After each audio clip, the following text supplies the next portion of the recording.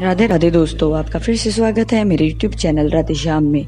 आज हम आपको एक नया अध्याय, एक नया पुराण सुनाएंगे जिसका नाम है सुख सागर।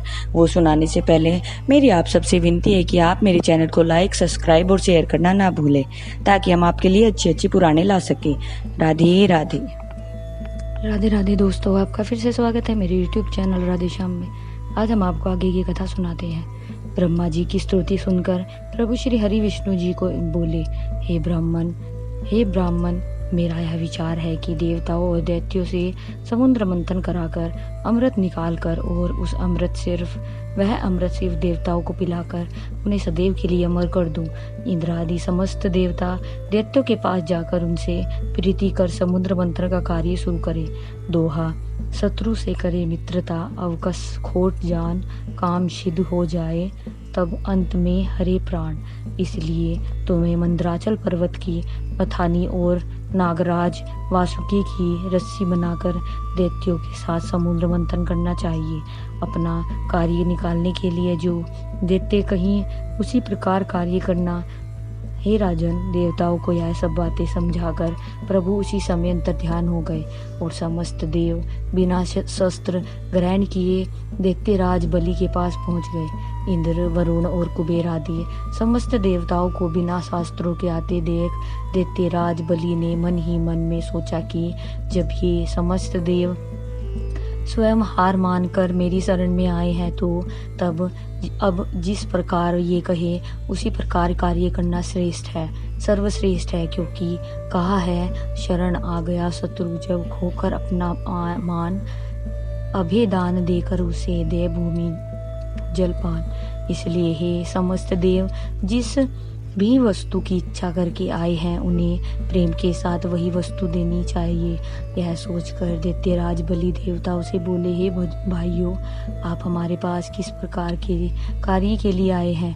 दैत्यराज की बात सुनकर इंद्र बोले, हे दैत्यराज, वैसे तो तुम्हारी हमारी शत्रुता है, लेकिन हम हैं तो एक ही पिता की संतानें और भाईपन के नाते हम सब आपके पास इसलिए आए हैं कि हम सबको मिलकर ऐसा कोई यत्न करना चाहिए जिससे हम अमर होकर सदैव युवा और बलवान बने रहे। इसलिए हम आप तुमको मिलकर समुद्र में से अमृत निकालना चाहिए। इसकी विधि प्रार्थना करने पर परमेश्वर ने इस तरह बनाई है कि मंदराचल की मथानी बनाकर नागराज वासुकी की रस्सी बनाओ, फिर हम और तुम दोनों मिलकर समुद्र मंथन करें, तब अनेकों रत्नों के साथ अमृत निकलेगा। फिर उन अनमोल रत्नों को आपस में बांटकर अमृत को पी लेना, जिससे तुम सदैव के लिए अजय अमर हो जाओगे और कभी भी शरीर में निर्बलता नहीं आएगी। इंद्र की बात सुनकर देवराज बलि बोला, इस कार्य में तो हम दोनों का ही लाभ है, इसलिए इस शुभ कार्य को अवश्य ही करना चाहिए।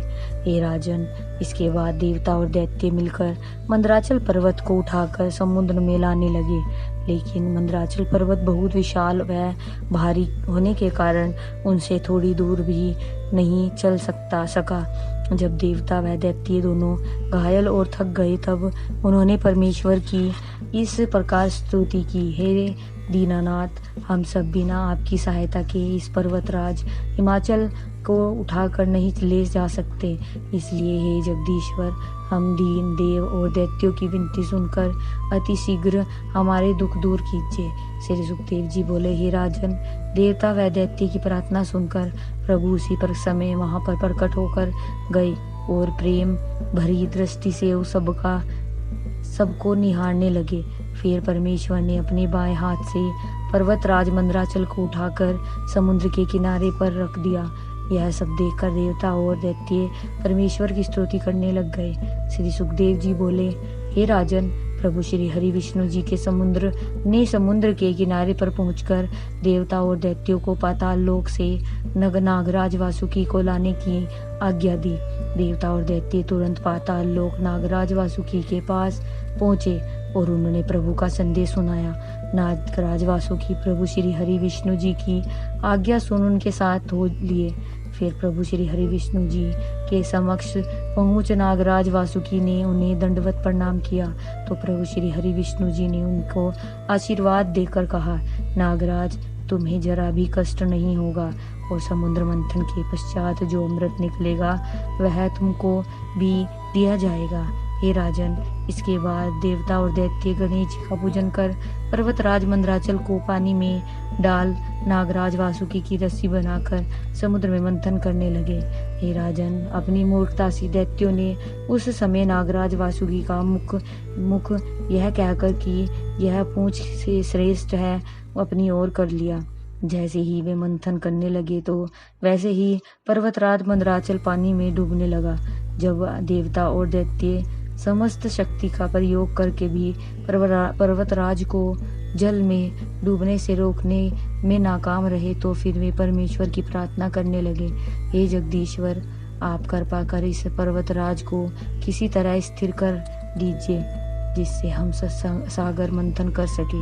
यदि आपने ऐसा नहीं किया तो समुद्र मंथन करना हमारे लिए बिल्कुल असंभव हो जाएगा। हे राजन, देवता और दैत्यों की विनती सुनकर प्रभु श्री हरि विष्णु जी ने अपना बहुत विशाल कश्यप का रूप धारण कर लिया और पर्वतराज मंदराचल पर्वत को अपनी पीठ पर मक्खी की तरह उठाकर उसे स्थिर कर लिया। देवता और दैत्यों ने फिर से गणेश जी का पूजन कर समुद्र मंथन शुरू कर दिया। समुद्र मंथन के समय जब नागराज वासुकी फुंकार छोड़ता था तो दैत्यों का शरीर उस फुंकार के प्रभाव से जलने लगता था।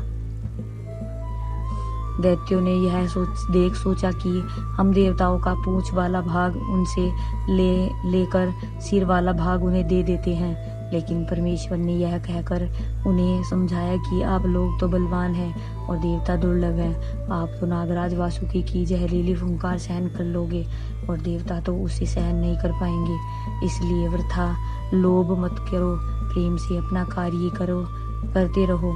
परमेश्वर की बात मान दैत्य राजी हो गए और देवता और दैत्य फिर से समुद्र मंथन करने लगे। हे राजन, समुद्र मंथन करते करते सर्वप्रथम उनमें से ऐसा हलाहल विष निकला जिसकी भीषण गर्मी से समुद्र में समस्त जलचर और समस्त दैत्य व्याकुल हो गए। उस भीषण गर्मी से व्याकुल होकर सबने परमेश्वर से कहा, हे दीनानाथ, इस हलाहल विष की भीषण गर्मी से शीघ्र ही हमें बचाइए, वरना कुछ देर पश्चात हम सब ठिकाने लग जाएंगे। तब प्रभु हंसकर बोले, इस हलाल विष को महादेव जी के सिवा और कोई पान नहीं कर सकता। आज की कथा में यही समाप्त करते हैं, आगे की कथा आपको कोई सुनाएंगे। राधे राधे राधे राधे राधे राधे, जय श्री कृष्ण।